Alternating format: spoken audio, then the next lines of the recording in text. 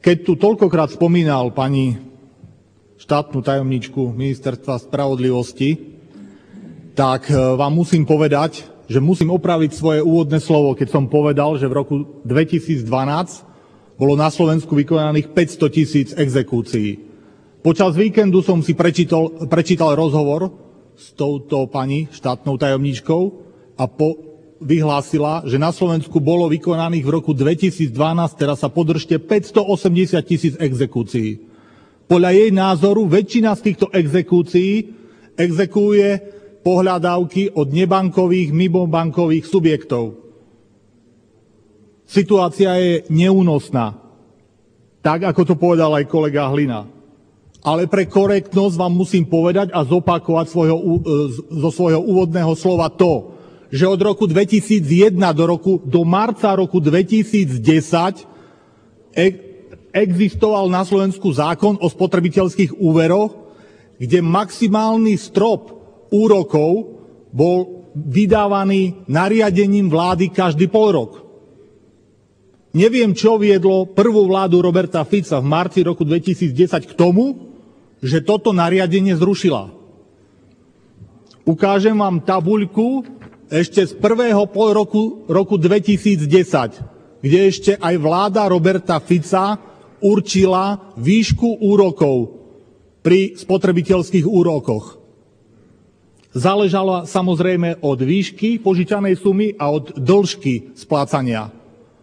Tieto úroky boli na úrovni vtedy od 11% do 70%.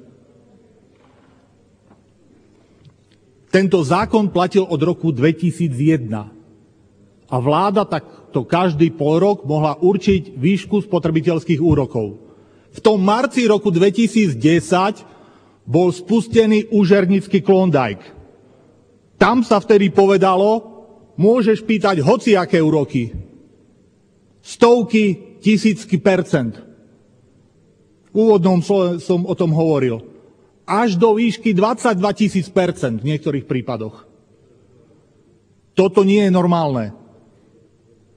A preto som prišiel s návrhom zákona, novelizujem zákon o spotrebiteľských úveroch. Keď už nemôžem sa pozerať na to a počúvať aj vo svojom najbližšom okolí, ako ľudia pre niekoľko 100 eur, niekedy pre 1000-2000 eur, prídu o svoju nemovitosť. Následne exekútori to vymáhajú, túto výšku úrokov nie sú ľudia schopní splácať. Čo sme to za štát, keď človek príde do banky, kde sa požičiava spotrebiteľské úvery, dajme tomu od 6 do 11, 12, možno 14%, a banka povie občanovi, že nie si schopný splácať tento spotrebiteľský úver a preto ho nedostaneš. On ide cez ulicu do nebankového, mimobankového subjektu, ktorý má peknú fasádu, tvári sa možno ako banka, vyzerá veľmi sofistikovane, jeho zmluvy sú preverené tými najlepšími právnikmi v tomto štáte a tento človek v dobrej viere si tam požičia, nečíta písmena drobnými písmenami a nevidí, koľko je tam úrok.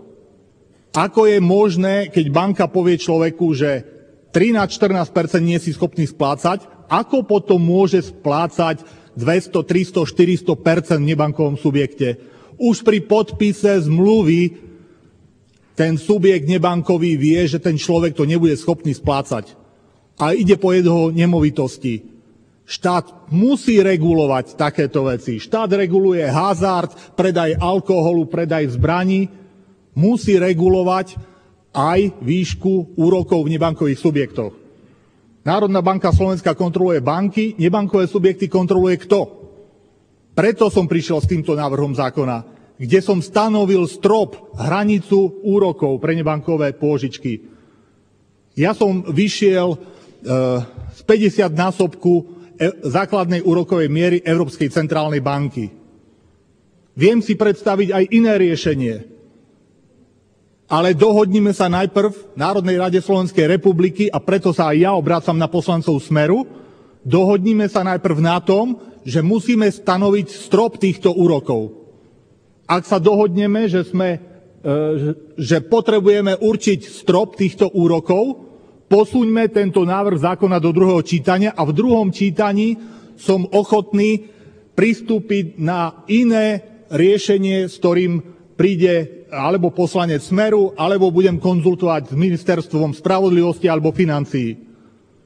Dá sa tento strop určiť aj inak. Dá sa to určiť aj nariadením vlády alebo nariadením Ministerstva financií. A môžeme sa vrátiť k tomu, čo tu platilo od roku 2001 do roku 2010. Ale najprv sa tu musíme dohodnúť na tom, že treba s tým už konečne niečo robiť. Je najvyšší čas. Ja som poslanec tu a teraz. A situácia na Slovensku je alarmujúca, preto som prišiel s touto novelou. Áno, budeme robiť aj protest proti úžerníkom, ale som aj poslanec Národnej rady a mám právo predkladať zákony. A preto som predložil tento návrh zákona. Dohodnime sa, že strop pre úvery nebankové je potrebné určiť, pusťme to do druhého kola